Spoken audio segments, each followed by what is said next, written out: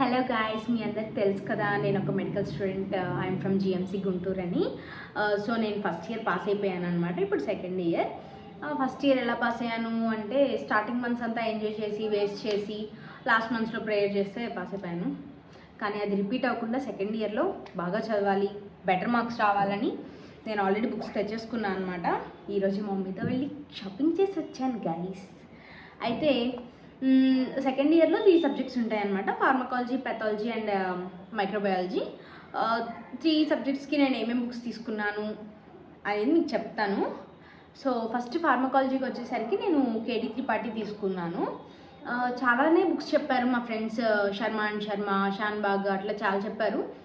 Sir specially mention చేశారనమాట, షాన్బాగ్ మాత్రం అసలు తీసుకోవద్దు అనేసి. కానీ మనం తెలిసిందే కదా, మనకి ఏది ఈజీగా ఉంటే సీనియర్స్ ఏం చెప్తే అదే తీసుకుంటాము.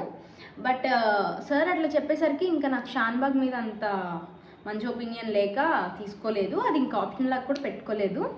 సో శర్మ అండ్ శర్మ తీసుకుందామా, కేడి త్రిపాఠి తీసుకుందామా అని అనుకుంటే మోస్ట్ సెల్లింగ్ ఏది అని అడిగితే కేడిటి అని చెప్పారు. సరే మనం కూడా కేడిటిఏ తీసుకుందాం, లేటెస్ట్ ఎడిషన్ ఇచ్చేయండి అని చెప్పేసి తీసేసుకున్నాం. నాకు ఇది 1350 పడింది.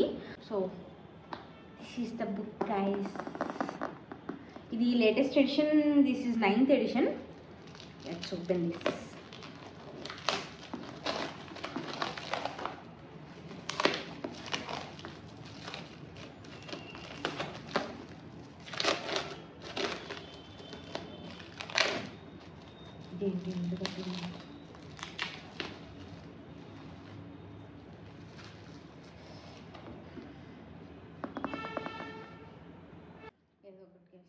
యాక్చువల్లీ బుక్స్ కొనడానికి వెళ్ళినప్పుడు నా ఫ్రెండ్ అక్కడ కలిసాడు.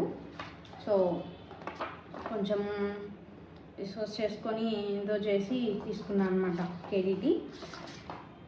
చదవాలి గైస్. నేను ఏ బుక్ అయినా ఫస్ట్ చదవడం స్టార్ట్ చేస్తే ఇంకా దానికి అలవాటు పడిపోతాను. సో డెసిషన్ ఈజ్ ఇంపార్టెంట్ అనమాట నాకు బుక్స్ విషయంలో. అంటే చదివి చూసేసి చూద్దాము అంటే నేను నెక్స్ట్ ఎగ్జామ్స్ టైంకి వచ్చేసరికి వేరే బుక్కి అలా షిఫ్ట్ అయిపోలేను. సో స్టార్టింగ్ నుంచి ఒకే బుక్ చదువుతామని ఫిక్స్ అయిపోయి ఈ బుక్ తీసుకున్నాను అనమాట. బాగానే ఉంది, కానీ మోయడమే కష్టం అనిపిస్తుంది. చూద్దాం గైస్, చదవాలి. నేను లాస్ట్ ఇయర్ లాగా అన్ని స్టడీ బ్లాగ్స్ చేసి ఎడిటింగ్ చేసేసి పోస్ట్ చేయకుండా ఉండను. ఈ ఇయర్ మాత్రం పక్కా పోస్ట్ చేద్దామని ఫిక్స్ అయిపోయాను. నెక్స్ట్ వచ్చేసరికి పెథాలజీకి నేను రాబిన్స్ బుక్ తీసుకున్నాను గైస్. ఇంటర్నేషనల్ ఆథర్స్ అనమాట. అంత ఈజీగా ఇంటర్నేషనల్ ఆథర్ బుక్స్ కొనరు, కానీ రాబిన్స్ బాగుంటుంది అని చాలామంది చెప్పారు. మా టీచర్స్ అండ్ సీనియర్స్ కూడా చాలామంది మెన్షన్ చేశారు.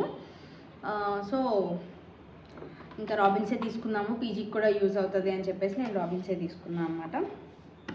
ఇది 2 వాల్యూమ్స్ గైస్. ఇది 2 వాల్యూమ్స్ అనమాట.